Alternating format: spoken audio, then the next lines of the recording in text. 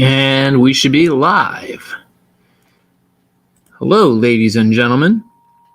I'm right now attempting to set up something here for both my audience and myself here. Today's topic, am I online with both? I gotta check to make sure I'm online. You have to check these sorts of things now and again. Looks like we have Rumble looks good. Looking good on Rumble. Yeah, there we go. Live with Rumble. And YouTube looks solid. Okay. So I was mulling over what I wanted to talk about today because I still have a few more topics that I want to cover that I haven't covered quite so much. And this is one of the topics that keeps getting to me, keeps like nagging at my brain. I want to talk about it. And I keep getting all these ideas as to how to talk about these other things and not about this. So I've been kind of like avoiding this topic, even though I love this topic. I have been described as a great many things. Being complimented on my critical thinking skills is probably a highlight for me. I had a professor at one point dote on me saying that's a very astute observation. And I obviously I'm still very much proud that an intellectual mind had referred to me as such. So I very much appreciated that. It was a nice ego boost for me. But with that said, critical thinking. I absolutely do not regret. I mean, college, if no one guessed, I went to college. I'm a graduate. And there was a lot of experiences I got in college. But the one I experienced the best, like the most fruitful of those experiences, was came from my brother's advice when I went away to college. He said, make sure the first class you take is critical thinking. And to me, it's like, well, I already know how to critically think. I don't know like why I need a class. Like I didn't even know there would be an entire class dedicated to critically thinking. And it was a great, absolutely fantastic first experience for college was to take critical thinking because we had a group project. In typical group project fashions for your first class, it was everyone else's, not everyone else's, but it's generally everyone's first year with this class. So we had a lot of people who were flaky. They couldn't commit to things. We had all kinds of the first year problems you have with college. But that wasn't why it was great. I mean, for many reasons, it was why it was bad. But yeah, it was why the entire college experience is horrible. You pay X amount of money, and your professor kind of just gives you oh, well, not my problem. I just give you a grade. It doesn't matter that your teammates failed and whatever have you.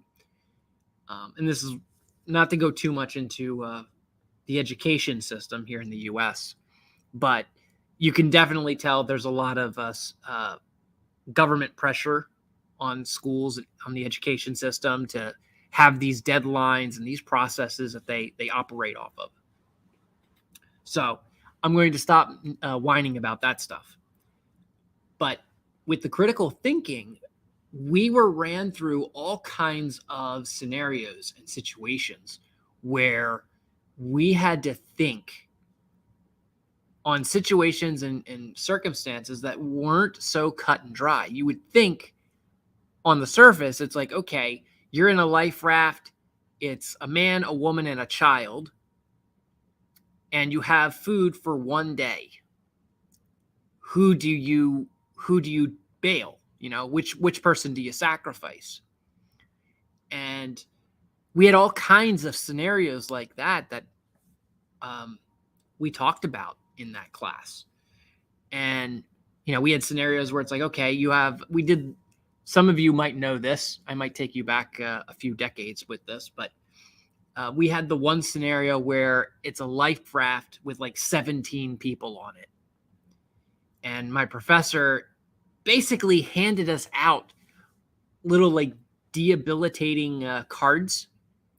Like, hey, you have diabetes, you have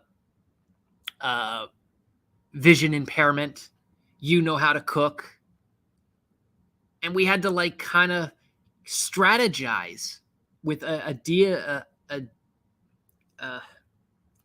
debilitation on top of a skill. And we had to gauge as to how we would survive on this life raft with no certainty that we're going to make it to land or no certainty that we're going to make it back to civilization. So what would we do? You only have so much resources. We had another scenario, which I thought was great, that we talked about, which was an atheist is running through the forest. Atheist is running through the forest, and he calls out to God as he's being chased by I think a bear, either a bear or a pack of wolves.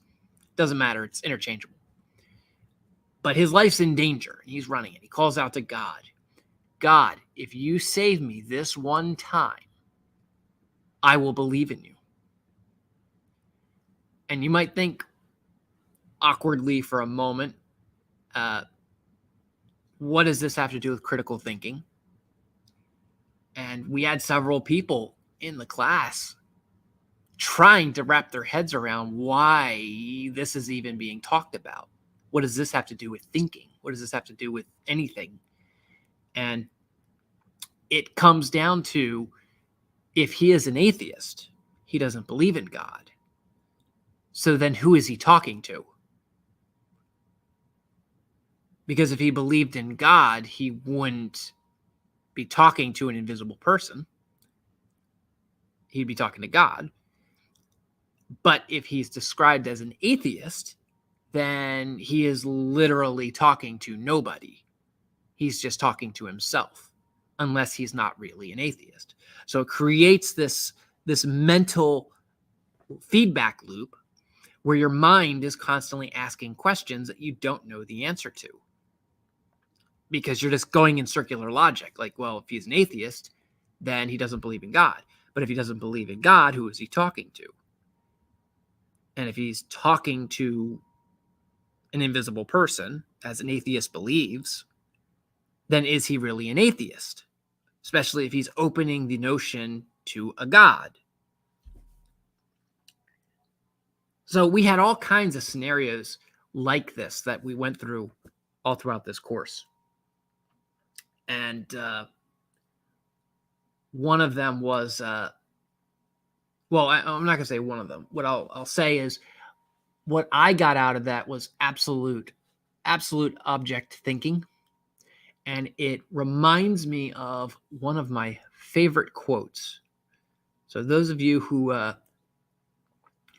aren't big into history, you might not like this, but it'll be fine. I'm going to see if I can pull this up without flubbing it. So here you go. This is going to be for Rumble. Rumble, you'll be able to see this.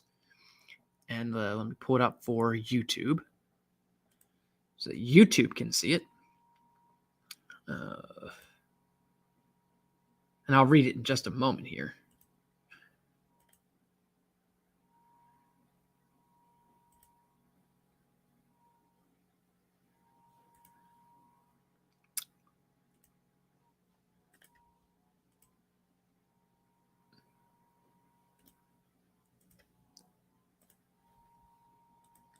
Okay, why is this being dumb? Sorry. Okay, there we go. we are. Does that do that? It looks like it does. All right. Does it awkwardly, but it does it. Here you go. All right. So now YouTube can see it. All right. And what it says, it is the mark of an educated mind to be able to entertain a thought without accepting it. Aristotle. Aristotle, I believe, is I want to say I believe because I don't know for a fact. I'm not too up to snuff on my Greek mythology or Greek philosophers. Yes, he is a classical Greek philosopher and of polymath. So this is like my favorite quote from him. He has several really good quotes of philosophy and thinking, but this is my favorite one. And it is at the core of my thoughts and of my beliefs. So even if I disagree with someone, even if I just adamantly, I don't agree with anything of what they're talking about, the fundamental of what they're telling me, I still entertain the thought. And this is something I throw into this. It's my own flair because everyone likes to throw in their own biases whenever it comes to anything. What I do is I assume the other person is correct. So when someone tells me something, I assume I might not believe what they're saying is true, but they might believe what they're telling me is true. And this is something that not to go off on another tangent, but you'll see this with a lot of YouTubers and video essay people where they do these debate formats. They'll talk about debates. They'll argue back and forth. A notorious one everyone knows is Destiny. Okay. And one of the things you'll watch these guys do in their debates is they'll attribute motive. They'll attribute a negative intention to the opposite because the purpose of a debate is to win. It's not to achieve some form of resolution. It's not to come up with an amicable solution that serves everybody. It's for my side to win, your side to lose.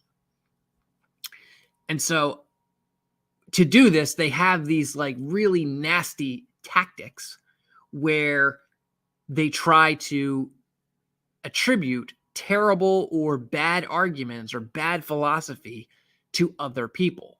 Like, oh, well, obviously you like eating babies, and how could anyone stand by your arguments if that's the type of person you are? And they don't look at it like this person isn't evil. They're a normal person. Now, you don't have to add the baby eating in there. That's not a thing, right?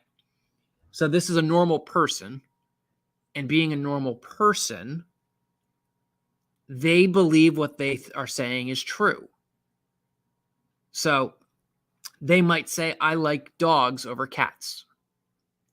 They're not saying they don't like cats. They're saying if they had a choice, they like dogs. They'll pick a dog rather than a cat.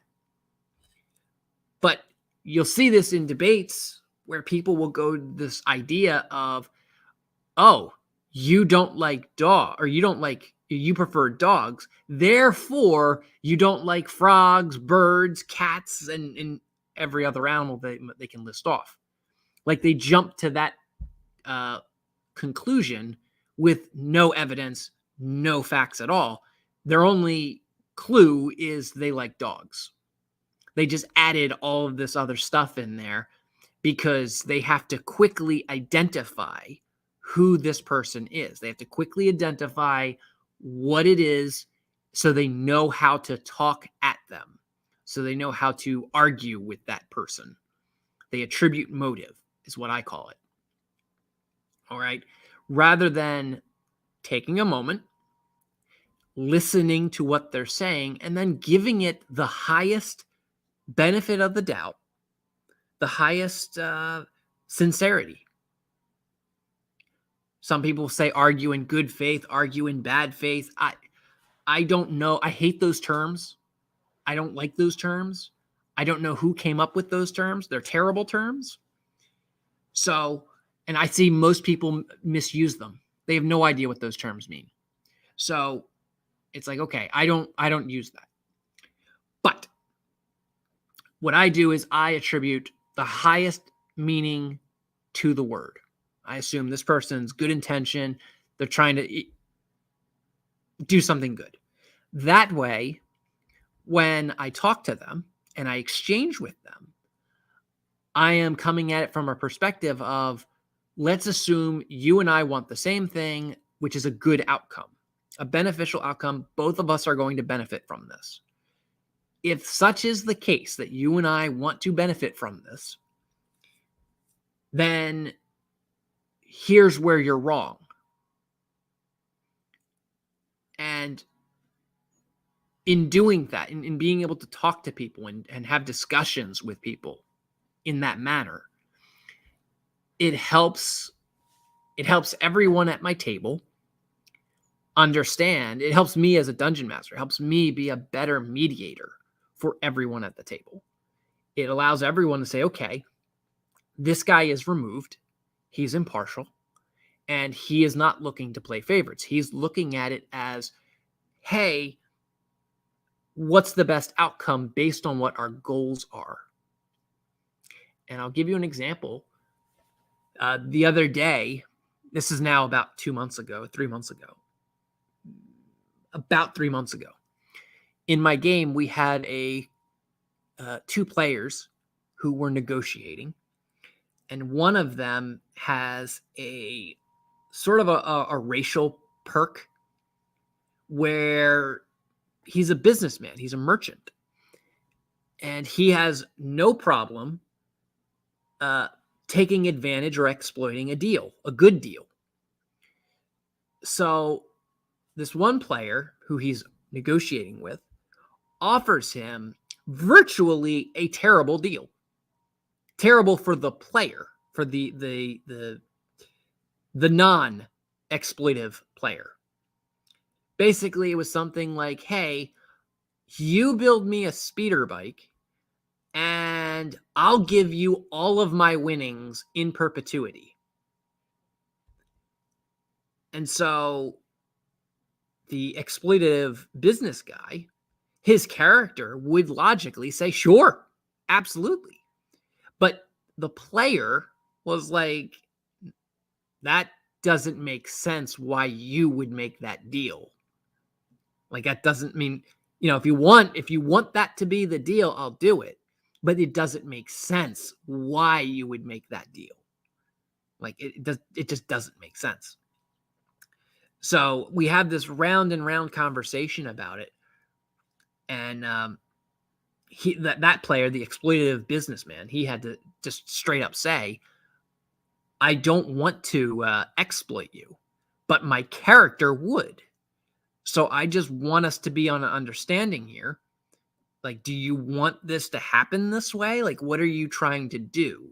Like, he was trying to get an understanding so he could understand how to negotiate the contract between their characters.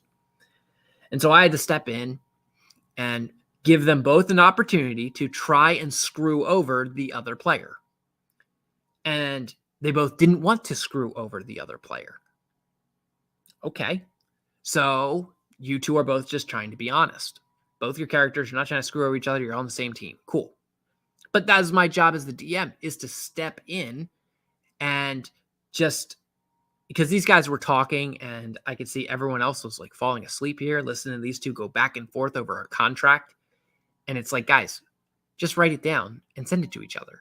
Like, just text it to each other or write it on a piece of paper and slide it over. I don't know. Do something, guys. I don't care.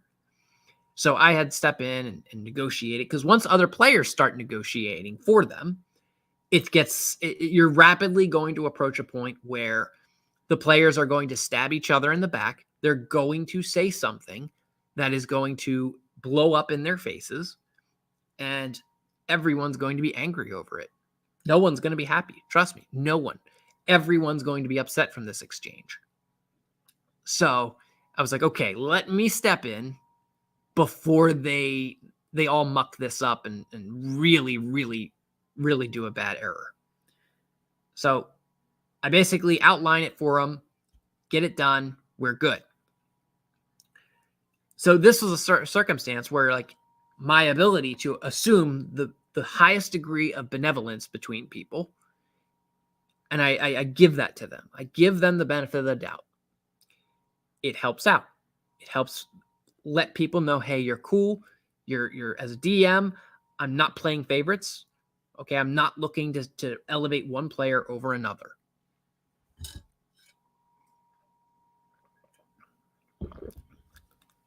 I don't want to say I've ever been accused of having favorites or that I play favorites. I might be wrong. I might have players say that with the early in my sessions, maybe, probably. But as of recently, I don't know of any such circumstances.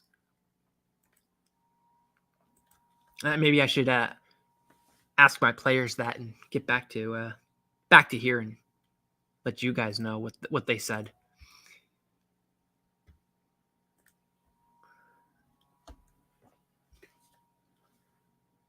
Just gotta check chat here. Chat is silent. Cool. So,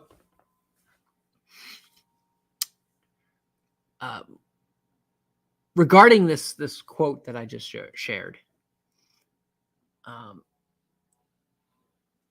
it helps me a great deal, a very great deal, in understanding and following along with when someone's telling me new information. It helps me as a player. It helps me as a DM.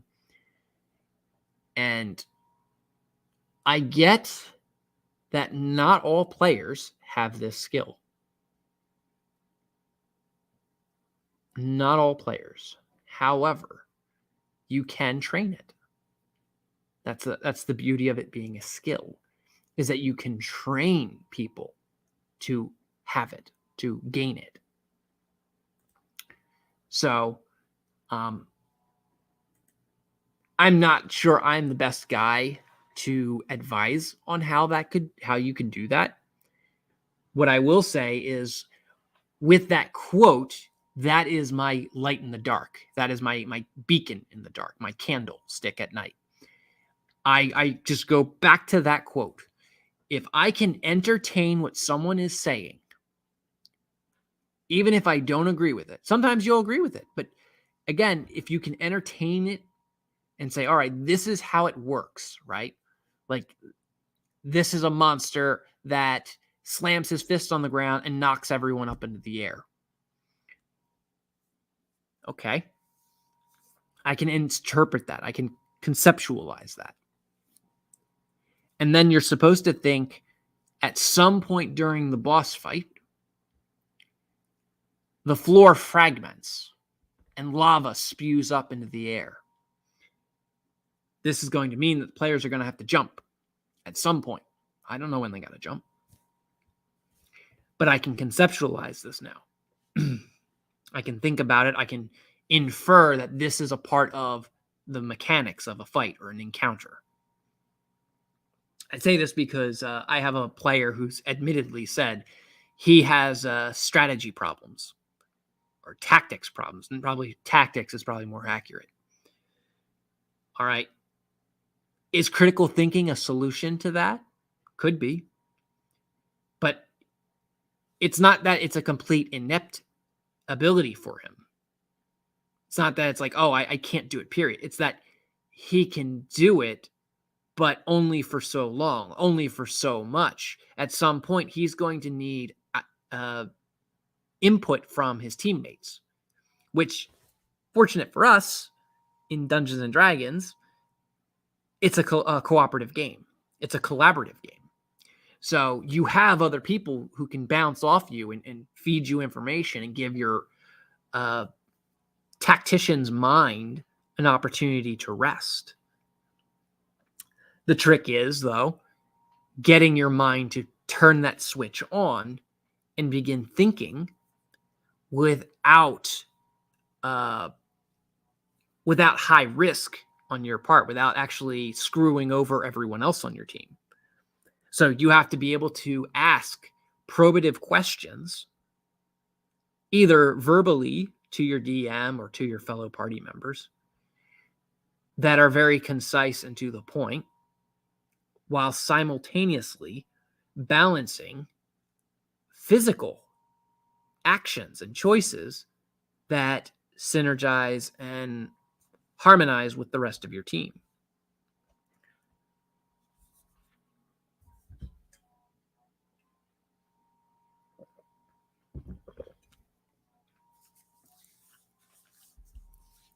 So as you're trying to come up with the right course of action, my strategy as a tank, my strategy typically is get as close as possible to the boss and take a defensive stance.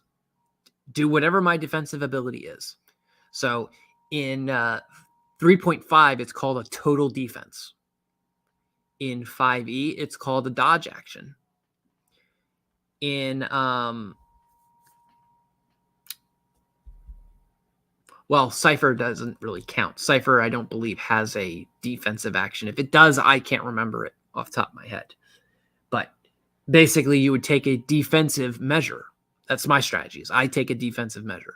Now, if I am a healer, my healer's go-to is typically I go to buff an ally. That's usually what I go to. It's like, okay, let me find my tank.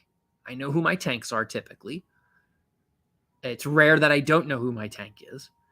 So I find my tank and I begin protecting them with buffs. I buff them up or I buff myself up, prep myself for this encounter. Because that first round should be your opening salvo to know what it is that you're up against. Now, as a damage dealer, I want to say it's hard. It's really deceptive because under a circumstance where you should be thinking objectively and thinking critically, your instinct is run up to and smash. Let me smash this guy. And so you got to gauge it, weigh it, decide what are you going to do here?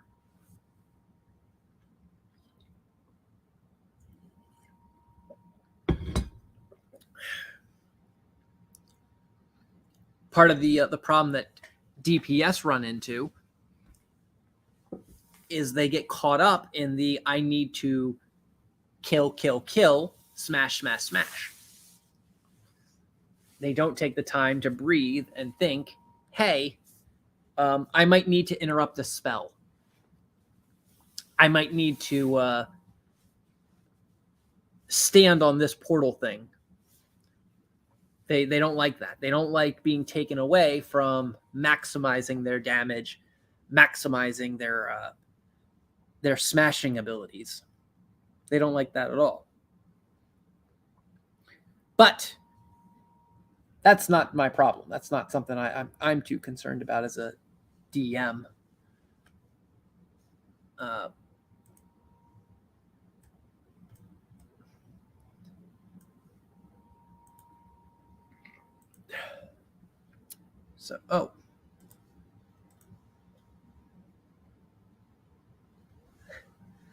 I just see, sorry guys, said critical thinking cannot be talked about enough.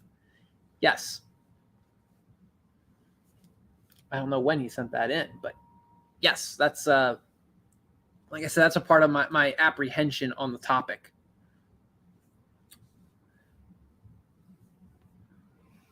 So with this proverbial boss fight,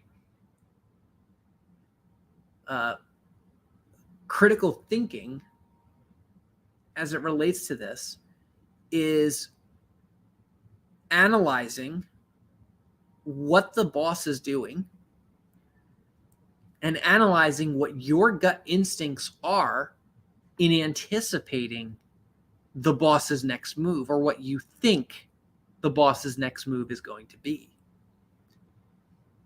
And so for me, again, I'm going to just use myself as a reference here. For me, how I handled this type of a scenario or this type of outcome is I go off of like, okay,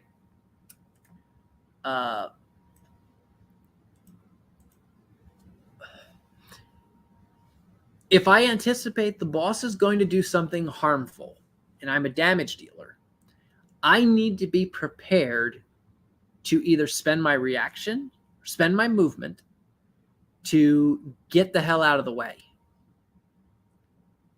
If I'm a tank, I need to be prepared to either dive in front of my teammates and save them, or dive out of the way in the event they do something that could harm me.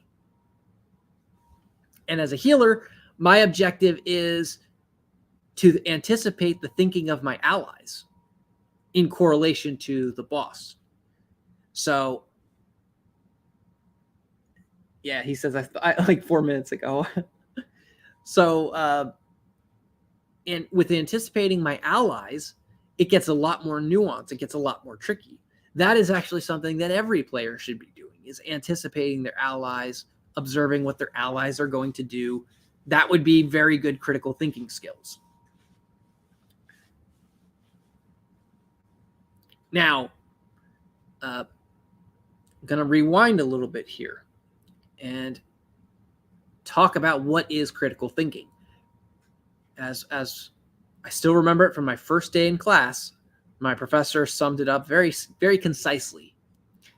Critical thinking is thinking about thinking. So when you're in this fight here and you're watching your allies, you have the tank, the DPS, the healer, and you're one of those three, thinking about thinking. So I'm going to be thinking as a healer, what does my damage dealer want to do? My damage dealer is going to want to just keep smashing the boss. Just keep blasting them, firing rockets, chopping them down with an axe. That's what he's going to want to do. He's going to do that as much as possible, even if it means he'll die doing it. It's the nature of the beast. The damage dealer's thought process is, let me smash this guy fast and quick, because the sooner he is dead, the sooner everyone is safe. And I'm a good DPS because I'm a good boy. The tank is thinking about it. Well, if the DPS can't kill this guy fast enough, then I'm going to have to tank, and I need to make sure everyone is safe. And to do that, I'm going to need to make sure the DPS isn't stupid and actually wants to live. Because if he starts showing signs of being stupid, I'm going to let him die. Because I'm not going to stick my neck out for stupid. So these are the dynamics. To anyone who's played an MMO, who's played various video games, or Dungeons and Dragons, we're all familiar with.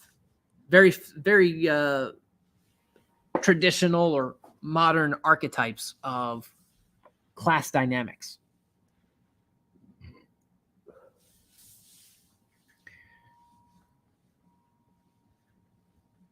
And I know I'm going to think, I'm now thinking about it.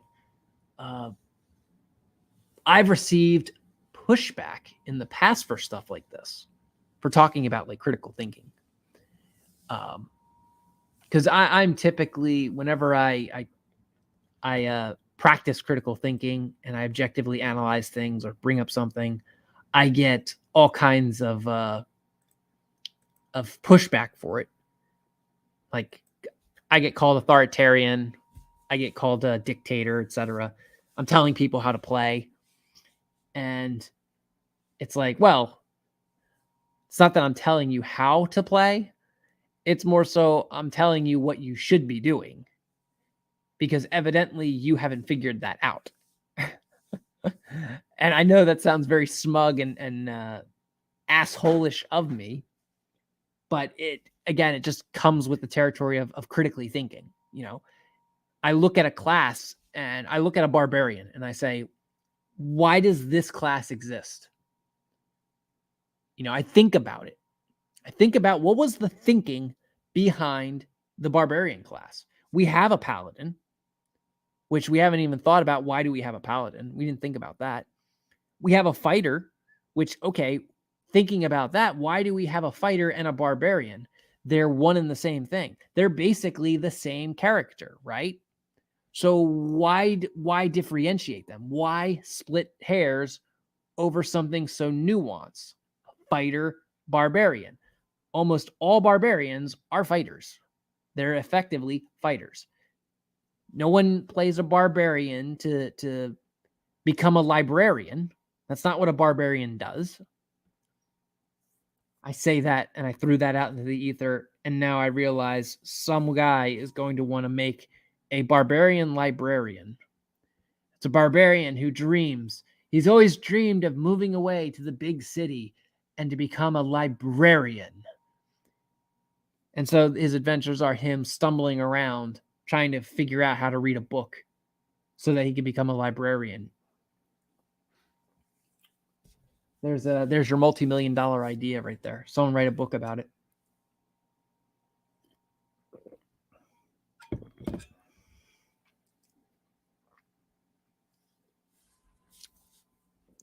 But so we get this junction here, this critical thinking conundrum. And I think about it. I analyze, why do these classes exist? What purpose do they serve? And then I begin to try puzzling those pieces together. I try to okay, we have this barbarian, we have this fighter, and we have a cleric, we have a ranger. What purposes do they serve together? I didn't even go down a monk. We have a fighter, monk, barbarian. They're all basically the same class. Never mind if you throw in a ranger and a paladin, which are also effectively the same class. Now, I know amongst us D&D nerds, we're looking at it and saying, well, no, they're different. They clearly, but if you logistically analyze it, if you objectively look at it, a paladin, a fighter, and a ranger are the same thing. What they have that are different are abilities. This is fundamentals. This is very simple.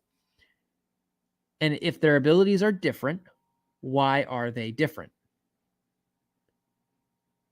That's the question you need to ask. Why are they different? It's not, the answer isn't, oh, just because. It's because they are a different character. They have a different role to serve. They bring something unique to the table. And I've mentioned this before in stream 7, I think. Stream 7 or 8. Sorry, I'm getting distracted by my cat that's doing some climbing that it shouldn't be doing. So I mentioned that with how D&D is progressing, it's doing a World of Warcraft thing. Excuse me. Where they're making all of the classes capable of doing everything.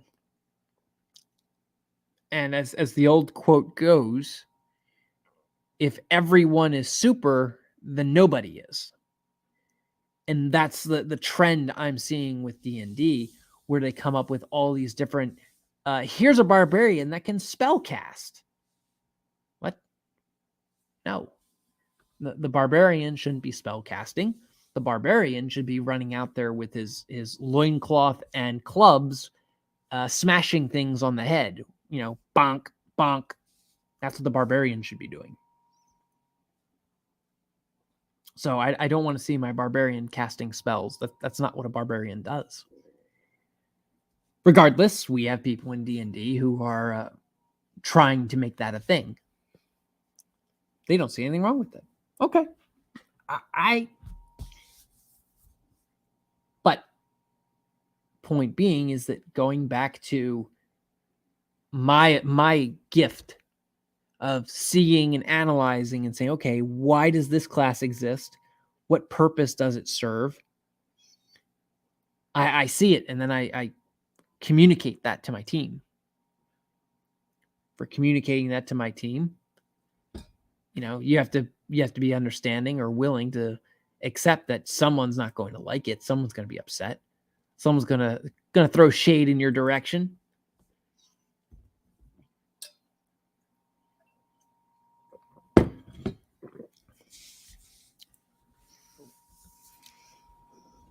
Oh.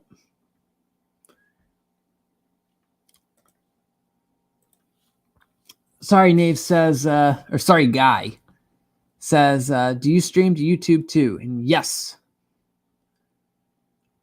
And we have Conan the Librarian is a thing already. You are like 4 decades late on that one. SNL skit when it was still funny. I can't remember. Yeah, I guess I'm probably am. I stopped watching SNL. I was a kid last time I saw SNL. But yeah, so Conan the Librarian. There you go. I saw this one meme. Conan goes to school so that he can become a biology professor, so that he knows who he can hear the lamentations of.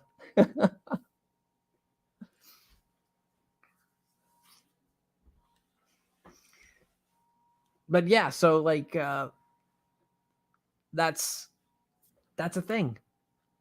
Being able to understand and come at it with where everyone's role is, what purpose do they serve, where should they be going and coming to the party? Where are you here with everyone else? And Sorry Guy says you should look into Cohen the Barbarian. Uh-oh. Unless you misspelled Conan. I don't think you misspelled Conan.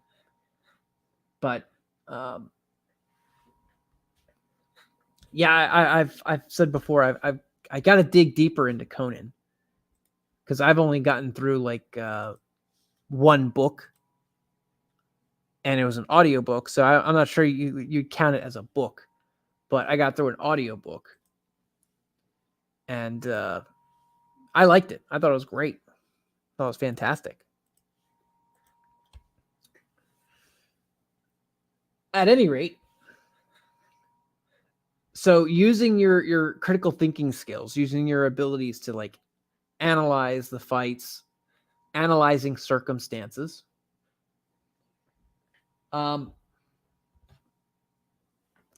This past session we had the players going to and encountering a new contact for the party. And they don't know anything about this guy. They were learning about this guy, trying to figure out, like, what does he do? Why are we meeting this guy? And it turns out that he is basically a fence. And he's a guy who will sell them all kinds of good shit. I don't want to say he's going to sell them. He can obtain for them some good shit. But mainly, the main perk he brings is he runs a garage, and he can slice up their vehicles. So the gist of it is they capture stolen vehicles, or they obtain stolen vehicles, take them to his chop shop, and he'll chop them up, and he'll give them, one of the speeder parts to it or something. So the players are very fascinated with this. They were considering some way to get their own speed vehicles. And so this was like an answer to their prayer as to something they were after. And they didn't know how to obtain it.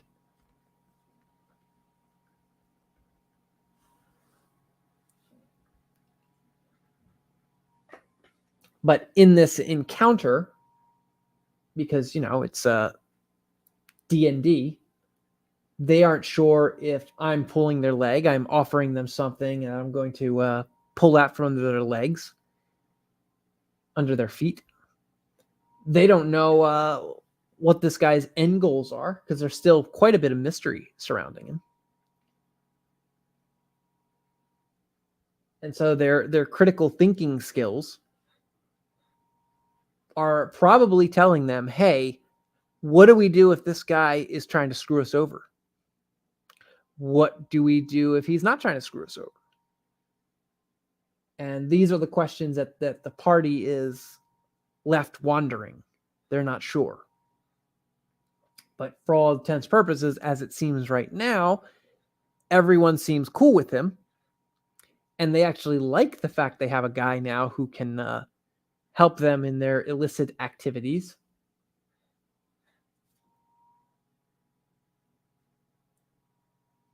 But nevertheless, they aren't really thinking about what the ramifications are.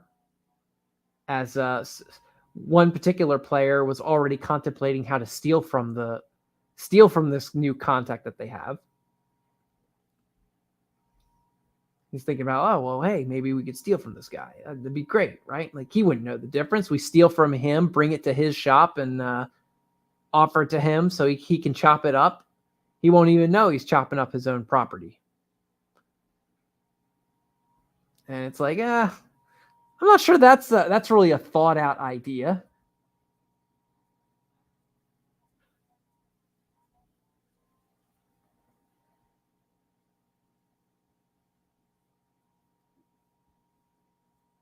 And then you have social encounters like that.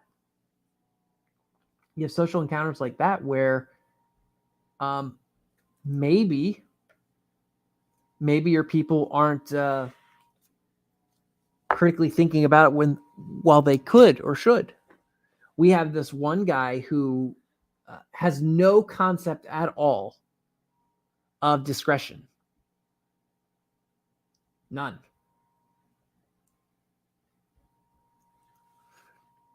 And so he will brazenly talk in front of anybody about whatever is going on, about whatever criminal activity they're doing that the Empire is obviously not going to be okay with. And he has no concept of criminal behavior, which I'm not sure if I said this before on stream, but normal people don't think like criminals. So I don't blame any player for that. But you do have to understand that if you're coming at things from a criminal's mind, from a criminal's perspective, or you're trying to do something criminal, you have to put yourself in that mind. You know, what this one player was trying to do was he's trying to solve this criminal organization's operation. And he was under the impression, oh, I can just go right to the guy at the top of the food chain. You know, I'm looking for some smug mafioso type. That's what he's thinking. I was like, what? That's how he's going to find out anything about this organization. And it took a smuggler in the party to basically infer, no, dude, like, if you're looking for an operation like that, you need to start from the street and work your way up to the high rise. You just don't go right to the penthouse suite. Like, what are you doing?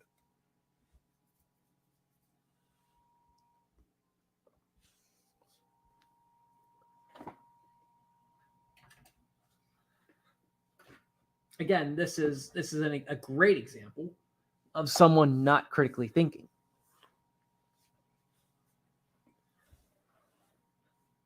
Because the critical thought would be gauging and inferring, hey, if I were running my criminal organization, would I want all these people who are trying to find me, like law enforcement, or I want them to just come knocking at my door?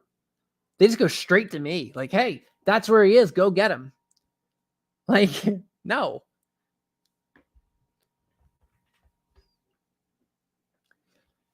Sorry, guy says you should post links in the description to your other channels. I think you mean other videos, unless you mean to my YouTubes, unless that's what you mean. I'm not very, like, I don't focus too much on YouTube. I stream over there just because, or I mirror stream over to there because it's like, okay, it's something.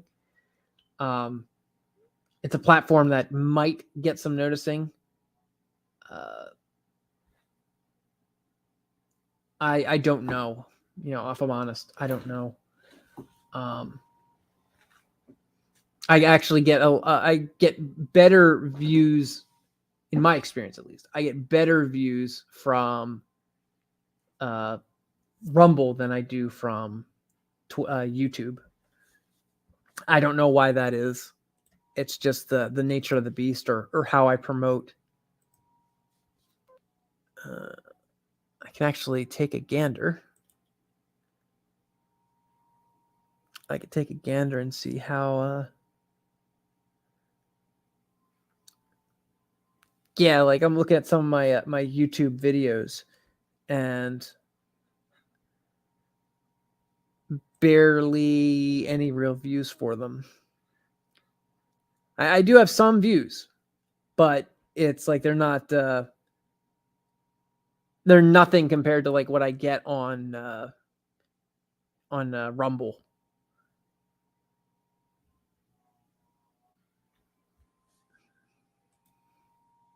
So yeah, like I'm not going to be too worried about YouTube, if I'm honest. And it's fine because like YouTube is a bunch of censorship whores. So, I'm fine with just being like, hey, I have stuff going on over there. Guy, you got to promote yourself. Views, comments for engagement, viewers hitting that like button are all to the good. Are all to the good for you. Well, I'm gonna get there, just not yet.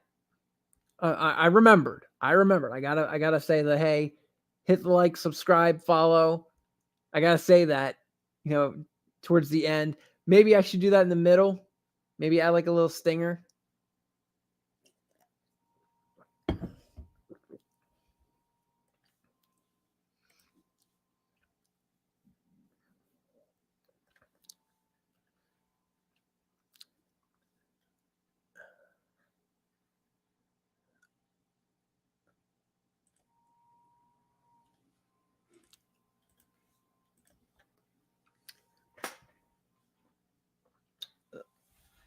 So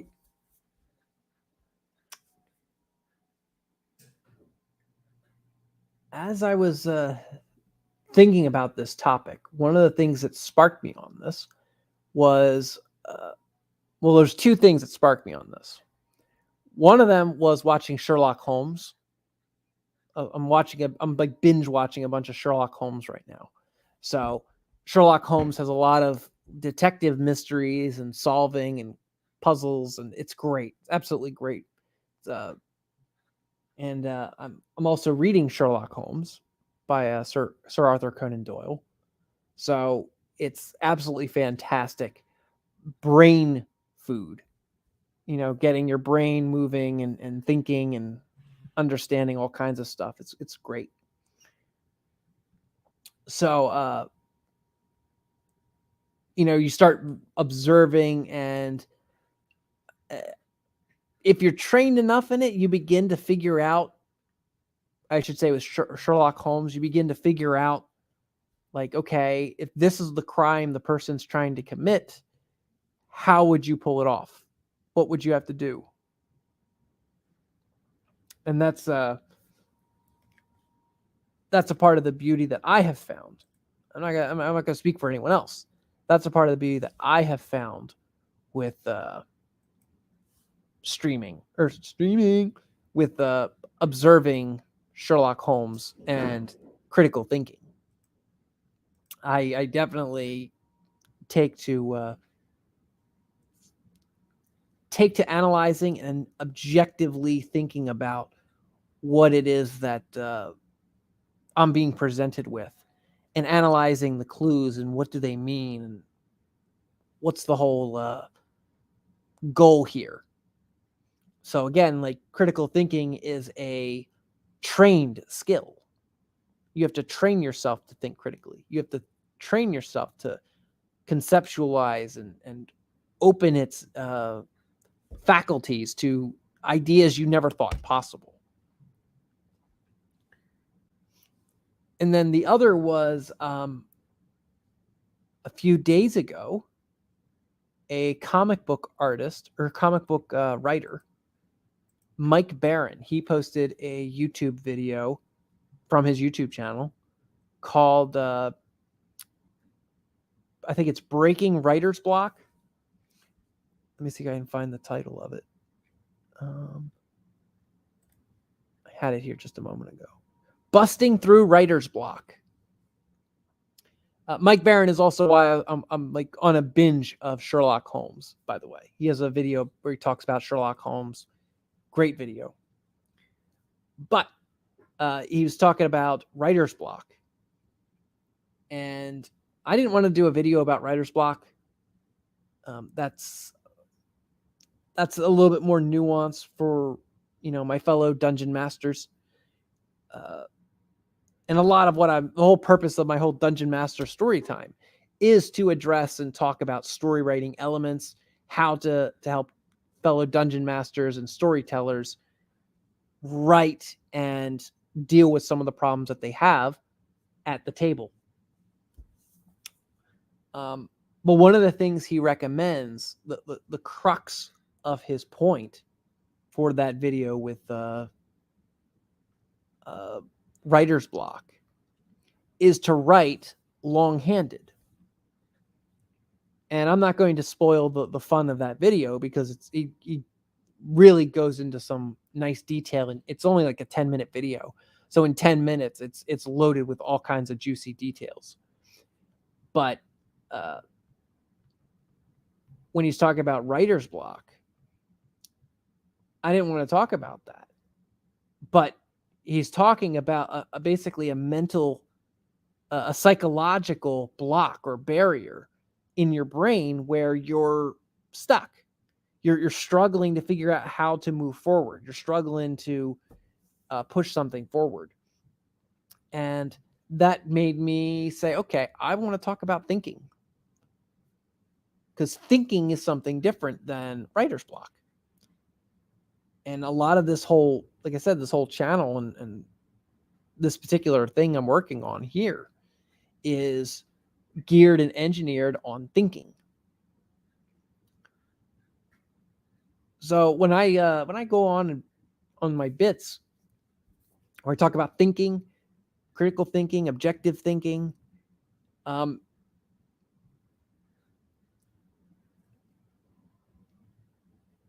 it's a quintessential thing to how I operate. I try my best to add components of thinking and mystery in my stories so that the players are getting these elements given to them.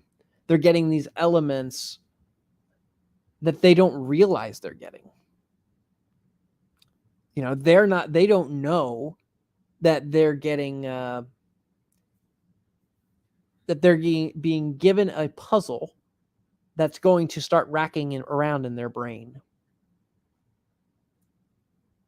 But they might know it. They don't realize that I'm giving them something to intentionally tease their brain to get those muscles moving.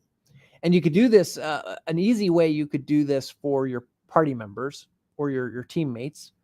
It's universal. You can do this either as a dungeon master or you can do it as a player.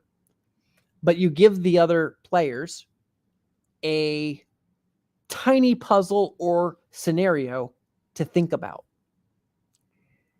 And it's typically good to do this early on in a session, but you may need to turn it back on halfway through the session.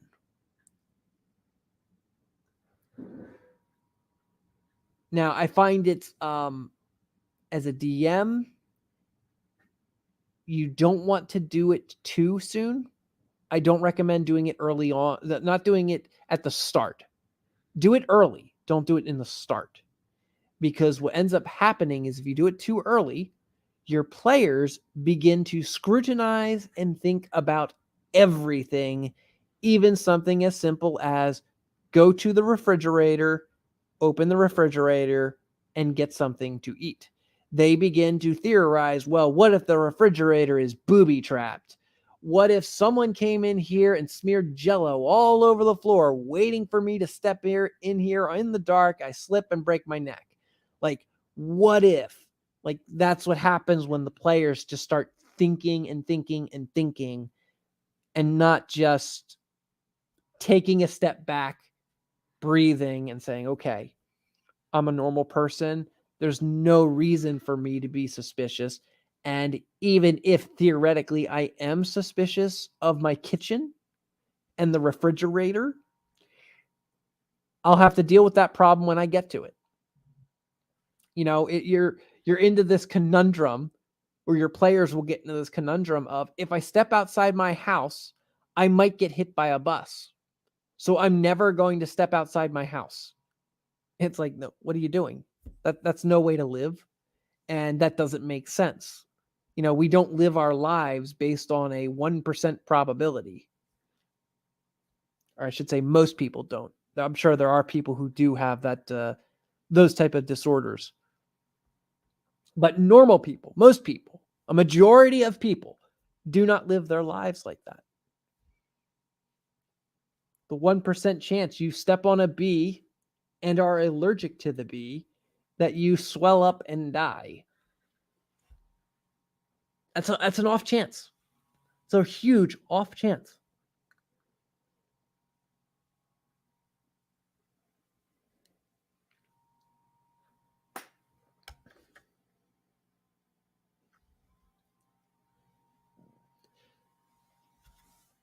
So something I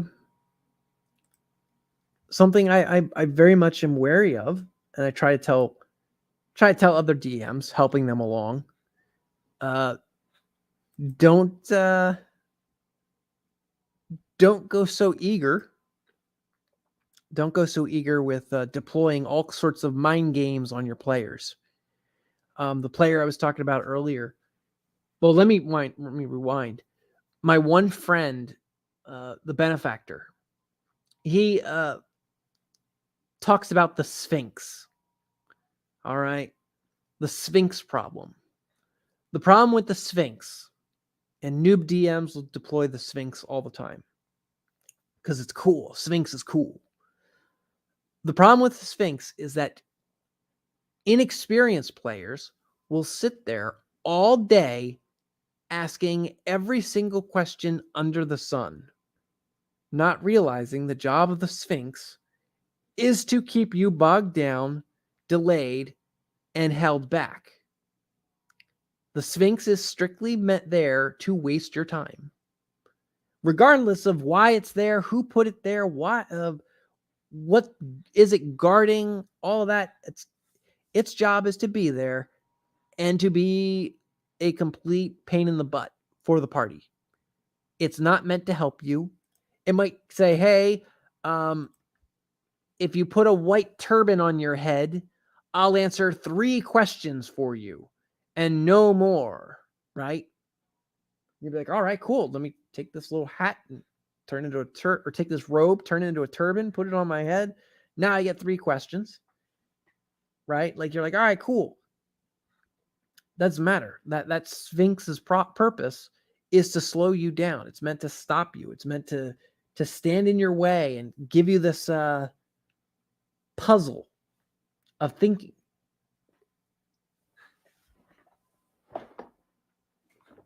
It's meant to keep your mind busy.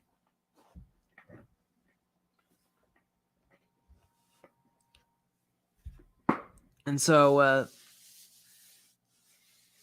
It's a great puzzle to have your players thinking. But if you have someone like Benefactor, who the moment he sees a Sphinx, he knows exactly what they're about. He does not spend more time than what's necessary with them. He will get what he needs out of the Sphinx. Why are you here? And are you going to stop me? That's effectively what his purpose is to find out why is the Sphinx in this particular location at this point in time. And Sphinxes will typically gladly share that information as to why they're wherever they are. So once you get your information from the Sphinx, he's ready to go. He doesn't want to dick around. He doesn't want to sit there all day playing 50 million questions. Who's the billionaire of Aragon Hold? You know, he doesn't want to do that. Fuck that.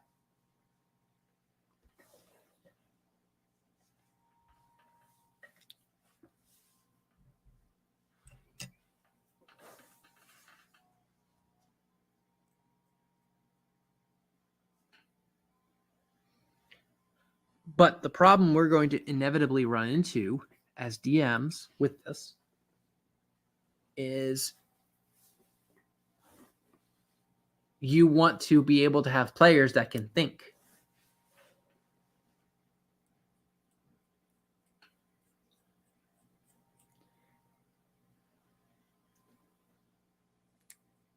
And it can be kind of hard. It can be kind of hard depending on what type of campaign you're running. If you're running a murder mystery, a detective-based story, you're going to have players and people who are more interested in, who might be more interested in killing stuff. Or your mysteries and puzzles might be too easy for them to solve. They can figure them out already. Boom, I know what to do. To which I would suggest let them. Let other players shatter your plans. Let them just rip right through your story and be like, all right, here you go. I figured it out.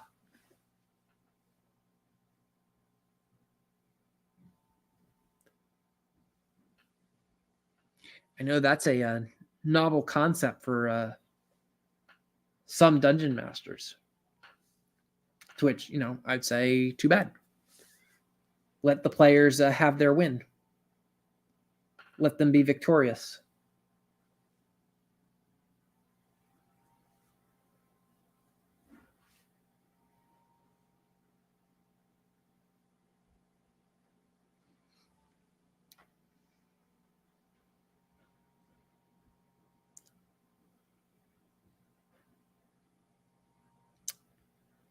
Now, with the critical thinking and thinking objectively, you're going to be able to better think about how to tell a story, how to capture the imaginations of people. You're going to be able to think about, like, okay, here's the thing that works. Okay, my players like the type of mystery where it's straightforward. They don't like red herrings being thrown in there.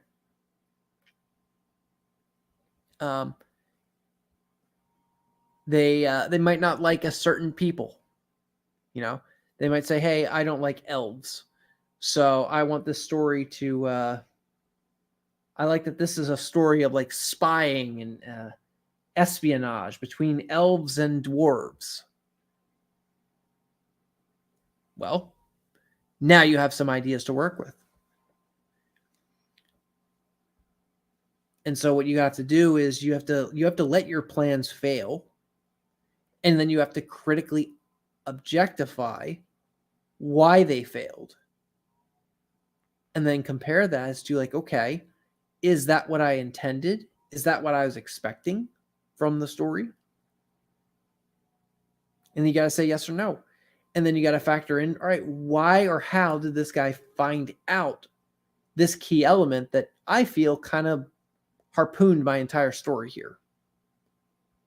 And typically when I do that, when I go back and find out, okay, how did they figure this out? Or how did this story get so far off from what I expected?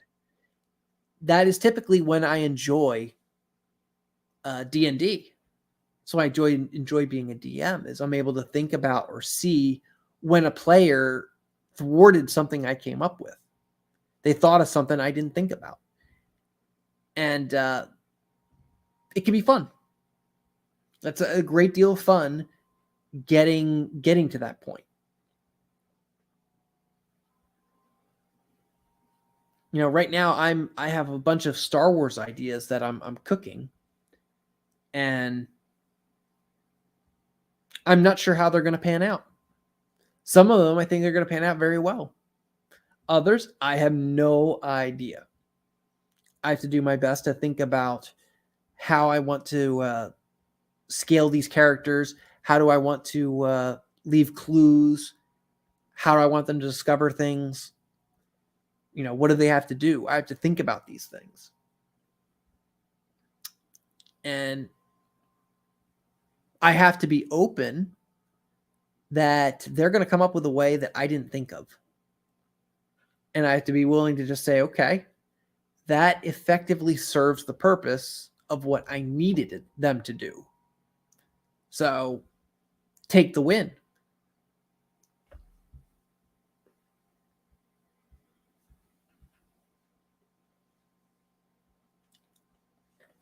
All right, well, let me check the chat here. See what we got in chat. What do we got? Nothing new. But we were going for about an hour here. My hour and 12. I was a little late today because I was kind of just squandering. I got lost in a comic book debate. Or not a debate, a discussion. And I got really carried away with it. And so I was like, okay, well, I like that. I'm going to kind of just enjoy it. And then I was like, oh, crap. I got to do a stream. So I got sidetracked. But evidently, I did it. So I appreciate those of you who came on and listened. Sorry, Guy. And my other listeners and watchers. Please like, share, and subscribe. Share with your friends if you know anyone who likes D&D, likes storytelling or story writing. I'm currently looking to get some more guests on. See if I can find any of my friends or people who are interested in the literature. I might try and find out if my friend V or Vicky, if she wants to hop on again. She and I had a great conversation last time she was on. But yeah, if you people in the future, if you have any recommendations or thoughts for or questions even about writing, or what is something that you're having a problem with writing, feel free to leave a comment saying, hey, I'm having problems with this. Can you help me? Very much open to doing that. Very much open to helping people figure out how they want to do their writing. And I guess you could say it's consulting work, except for I don't get paid. I don't care to get paid. You know, that's something that's weird about me. If I get paid for Rumble and YouTube or Twitter, that would be cool. You know, just for making videos, that would be cool. But, you know, like selling products or helping someone with their projects, that stuff I don't mind.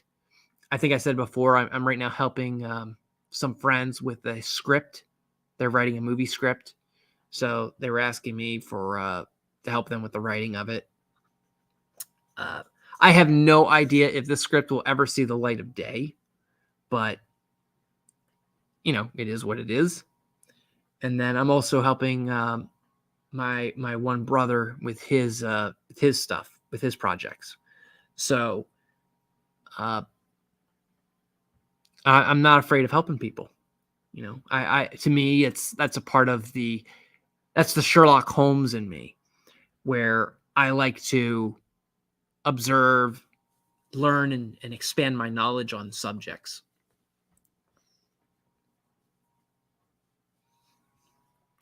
But I think there, my cat's like clawing up out of the wall. I think there I will leave this stream, but I will real quick. I'm going to put this up here real quick. Thanks for dead naming. Oh, damn it. I dead named him. That's right.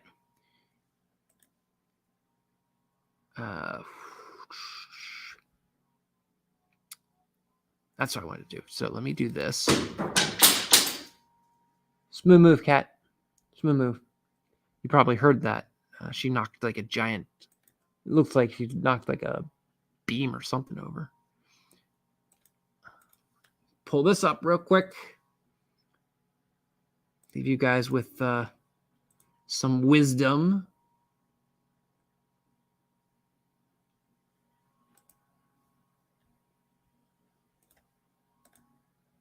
Bring this back up for you guys.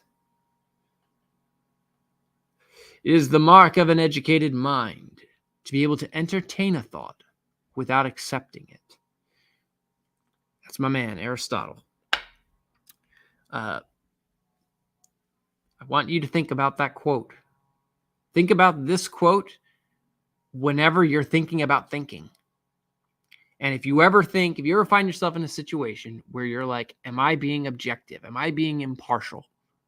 I want you to think about this quote. Okay, so I'm going to give viewer out there, that's your homework assignment. And add that bar to yourself.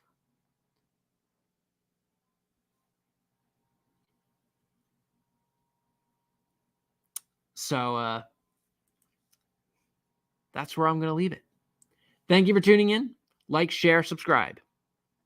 Have a good one, people. Have a good night. Enjoy Friday as tomorrow.